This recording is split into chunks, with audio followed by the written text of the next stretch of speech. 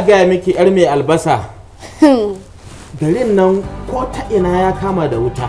Allah mai gida. Wallahi na fita sai Safa da Marwa nake ta. Yawa. Zo. Daga ina kake? Baba, daga makaranta nake. Daga makaranta? Makaranta me kuke a makarantar yau? Baba, ka manta yau kuma za a ba mu hutu? Ai shi yasa ban saka ya makaranta ba. Ai, na manta. Ga kuma rufuka dina ma na zo na daya. Ka zo na? Na daya. Duba ka gani. To me zan yi da shi? Ku nawa ne a ajin naku kana ce mun ka zo na daya? Kaji Baba, mutum nawa ne a ajin naku? Baba mu 40 fa da daya na zo na daya fa. Kaji ja'iri. Ana magana ku 40 ka zo na daya, ina har kana ni murna? A wani abin murna ne?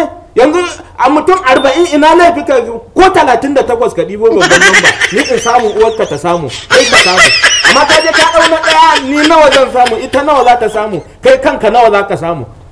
Ka ji ka ɗau jahilcin uwarka wallahi. A'a mai gida ka daina faɗin haka na uban shi ɗaya mai gida. A'a mai gida. Billahi la ilaha illa huwa jahilcin ke ɗauka. A'a mai gida.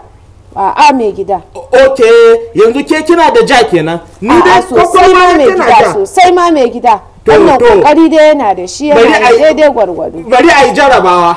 Za mu yi jaraba yanzu tunda ke kin ce ke ba jahila bace, ni ma na ce ni ba jahili bane. Yaro ya dauka ina kenan. To yanzu dole a yi jaraba a fidda uwa. Yawwa. Ke 1 + 1 is equal to 6. Ya ta ci loki wallahi. Wallahi loki kika ci. A'a mai gida ka dauka banza ne.